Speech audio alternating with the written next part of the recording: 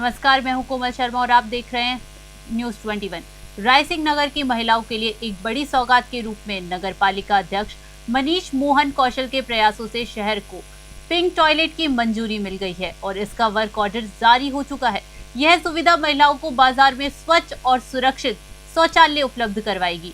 करीब 21.24 लाख की लागत से इसका निर्माण होगा। मुख्य बाजार स्थित पुराने सार्वजनिक बाथरूमों को शौचालयों को तोड़कर नगर पालिका क्वार्टरों के सामने नया बनाया जाएगा। सुलभ इंटरनेशनल कंपनी द्वारा इसे आधुनिक सुविधाओं से युक्त बनाया जाएगा, जिसमें 6 सीटर स्वचालित वॉश सिस्टम, दुर्गंध नियंत्रण मशीनें और 24 घंटे महिला सफाई कर्मी की नियुक्ति होगी जैसी विशेष सुविधाएं उपलब्ध करवाई जाएंगी। पालिका अध्यक्ष मनीष मोहन कौशल ने बताया कि पीएनबी बैंक के सामने स्थित जर्जर शौचालय का भी आधुनिक तरीके से पुनर्निर्माण किया जाएगा और उसके ऊपर मेंटेनेंस रूम तैयार होगा। उन्होंने पिंक टॉयलेट को महिलाओं की गरिमा और स्वच्छता का प्रतीक बताया। रायसिंह नगर से राजू शर्मा की रिपोर्ट।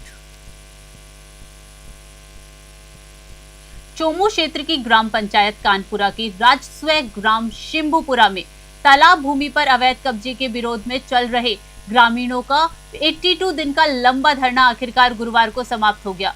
ग्रामीणों में खुशी की लहर दौड़ गई क्योंकि जयपुर के अतिरिक्त जिला कलेक्टर एडीएम चतुर्थ ने उनके पक्ष में बड़ा आदेश जारी किया है।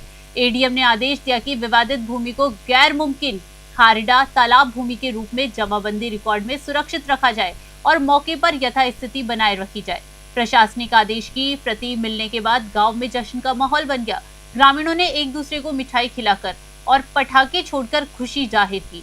तहसीलदार चोमू द्वारा खसरा नंबर 389 से लेकर 1572 तक की कुल 6.4647 हेक्टेयर भूमि को तालाब भूमि के रूप में दर्ज करते हुए जमाबंदी में रेफरेंस नोट लगा दिया गया है, यानी भूमि की स्थिति में कोई परिवर्तन नहीं किया गया। ग्रामीणों ने बताया कि वे लगातार तालाब भूमि पर किसी भी प्रकार का निजी आवंटन या कब्जा रद्द करने की मांग कर रहे थे। एडीएम के आदेश के बाद अब यह भूमि कानूनी रूप से सुरक्षित हो गई है। चोमू से जयपाल सिंह की रिपोर्ट। अगली खबर दौसा से है, जहां सरदार पटेल की 125वीं जयंती के अवसर पर यूनिटी मार्च का आयोजन किया गया। ये पदयात्रा शहर के सहजनाथ महादेव मंदिर से वीर हनुमान मंदिर तक निकाली गई। पदयात्रा को भाजपा जिला अध्यक्ष लक्ष्मी रेला और एसडीएम मनमोहन ने हरी झंडी दिखाकर रवाना किया। रैली में भाजपा के पूर्व जिला अध्यक्ष रतन तिवारी, टीकम सिंह गुर्जर, घनश्याम बालाहेडी, गृह महामंत्री विपिन जैन, युवा अधिकारी पूनम कुमारी, नगर परिषद आयुक्त कमलेश मीणा, डिप्टी एसपी रवि प्रकाश कोतवाल, सुधीर उपाध्याय, स्काउट ग्राउंड एवं सेकंडों की संख्या में स्कूली छात्र छात्राएं शामिल हुए। रैली के दौरान अव्यवस्था देखने को मिली। कड़ी धूप में 5 किलोमीटर पैदल चलने के बावजूद वीर हनुमान मंदिर पहुंचने पर स्कूली छात्र छात्राओं को पानी नहीं मिला, जिससे वे काफी परेशान नजर आए। पुलिस प्रशासन की ओर से सुरक्षा व्यवस्था के बेहतर इंतजाम किए गए थे। यातायात प्रभारी गोपाल शर्मा और कोतवाल सुधीर उपाध्याय के नेतृत्व में पुलिस एक्टिव दिखी और सड़क पर यातायात सुचारू रहा। दौसा से अश्विनी जांगीड़ की रिपोर्ट। आज सरदार वल्लभ भाई पटेल की 150वीं जयंती थी। ये इस बात का प्रतीक है कि अगर कुछ करना चाहे तो कुछ भी नामुमकिन नहीं है। सरदार पटेल जी ने 565 रियासतों को एक साथ करके और देश के एक एक रण में बहुत बड़ा योगदान दिया था। कार्यक्रम ये हमारे सहजनाथ मंदिर से वीर हनुमान मंदिर तक कार्यक्रम था और बहुत अच्छा कार्यक्रम रहा। इसमें सारे प्रशासन वगैरह आम जनता का बहुत बड़ा योगदान रहा।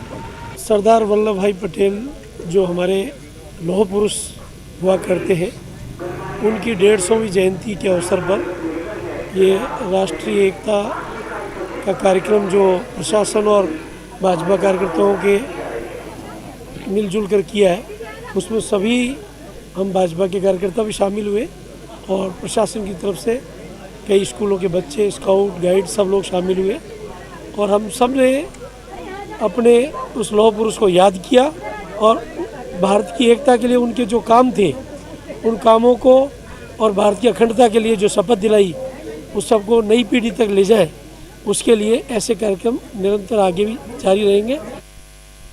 नागौर में स्थित प्राचीन श्री माणिभद्र वीर धाम मंदिर में 7 नवंबर को भव्य प्राण प्रतिष्ठा महोत्सव आयोजित हुआ।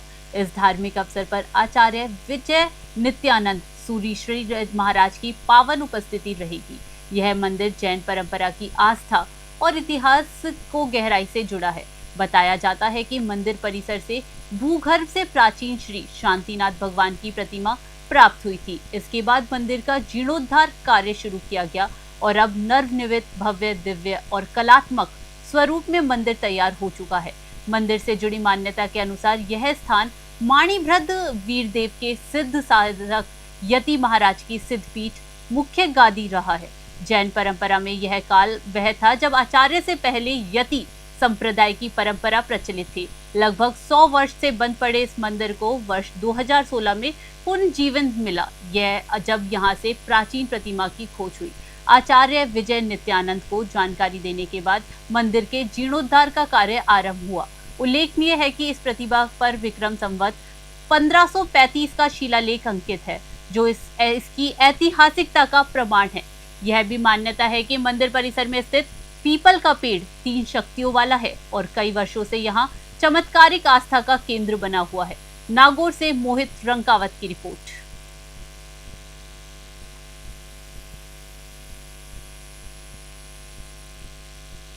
अब खबर हनुमानगढ़ के नोहर से है, जहां राजकीय उत्कृष्ट उच्च प्राथमिक विद्यालय कर्मशाला में आज शिक्षा विभाग राजस्थान सरकार की भावना के अनुरूप श्री कृष्ण भोग का आयोजन किया गया।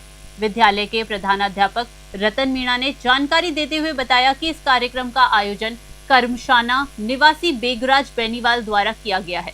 बेगराज बेनीवाल पूर्व में विधायक विद्यालय की प्रबंधन समिति के अध्यक्ष पद पर रह चुके हैं। सभी विद्यार्थियों के लिए श्री कृष्ण भोग के आयोजन पर विद्यालय स्टाफ, एसएमसी सदस्यों एवं अभिभावकों द्वारा इस आयोजन की मुक्त कंठ से प्रशंसा की गई। इस मौके पर प्रधानाध्यापक सहित विद्यालय स्टाफ मौजूद रहा। हनुमानगढ़ से विनोद चौधरी की रिपोर्ट। राजगढ़ आवाज मंच की ओर से बुधवार को मुख्यमंत्री भजनलाल शर्मा के नाम एक ज्ञापन उपखंड अधिकारी को सौंपा गया है। ज्ञापन देने से पूर्व आवाज मंच की ओर से बैठक आयोजित की गई, जिसमें केंद्रीय विद्यालय राजगढ़ क्षेत्र में खोले जाने को लेकर चर्चा की गई है। इसके बाद सभी नगरवासी ज्ञापन लेकर उपखंड अधिकारी सीमा मीणा के कार्यालय पहुंचे। ज्ञापन में मांग की गई कि राजगढ़ उपखंड क्षेत्र में शीघ्र केंद्रीय विद्यालय की स्थापना की जाए। आवाज मंच के सदस्यों ने यह भी उल्लेख किया कि राजगढ़ में एसटीसी स्कूल, रोडवेज डिपो सहित कई संस्थान पहले से संचालित है, जिससे यह क्षेत्र शैक्षणिक और प्रशासनिक दृष्टि से उपयुक्त है। मंच के प्रतिनिधि मुकेश जैमन ने बताया कि राजगढ़ अलवर जिले का सबसे बड़ा उपखंड क्षेत्र होने के बावजूद अब तक यहाँ का विकास अपेक्षा अनुरूप नहीं हुआ है। लंबे समय से राजगढ़ क्षेत्र के विद्यार्थियों और अभिभावकों की मांग है कि क्षेत्र में केंद्रीय विद्यालय खोला जाए, ताकि विद्यार्थियों को गुणवत्तापूर्वक शिक्षा अपने ही क्षेत्र में मिल सके। राजगढ़ से अखिलेश वशिष्ठ की रिपोर्ट। राजगढ़ के लिए केंद्रीय विद्यालय स्वीकृत किया गया था केंद्र सरकार द्वारा, और पिछले 4-5 साल से राजगढ़ क्षेत्र में केंद्रीय विद्यालय खोलने की कार्रवाई चल रही थी। उसके लिए गोविंदपुरा, भजेड़ा, इनपुरा, कस्बा राजगढ़ इत्यादि जगह की देखने की कार्रवाई भी चल रही थी। किंतु अभी जानकारी में आया है कि उस केंद्रीय विद्यालय को रैणी क्षेत्र के ग्राम दलालपुरा में खोलने की कार्रवाई शुरू की गई है। इससे राजगढ़ की जनता में बहुत आक्रोश है। राजगढ़ की जनता मायूस है और एकजुट है। राजगढ़ के लोग चाहते हैं कि राजगढ़ उपखंड पहले ही विकास के पथ पे काफ़ी पिछड़ चुका है। केंद्रीय विद्यालय राजगढ़ के विकास में एक नया आयाम साबित होगा। इसलिए राजगढ़ की जनता चाहती है कि केंद्रीय विद्यालय राजगढ़ में ही खोला जाए। इसके लिए आज राजगढ़ की जनता ने राजगढ़ आवाज़ मंच के तहत उपखंड अधिकारी महोदय राजगढ़ को मुख्यमंत्री महोदय के नाम पे एक ज्ञापन दिया है कि ग्राम दलालपुरा में जो भूमि आवंटन की कार्रवाई शुरू की गई है, सर्वप्रथम उसको रोका जाए और राजगढ़ में अतिशीघ्र उपयुक्त जमीन देखकर केंद्रीय विद्यालय राजगढ़ में ही खोला जाए। फिलहाल खबरों में इतना ही। देश विदेश की बड़ी खबरों के लिए बने रहिए न्यूज़ 21 पे। नमस्कार।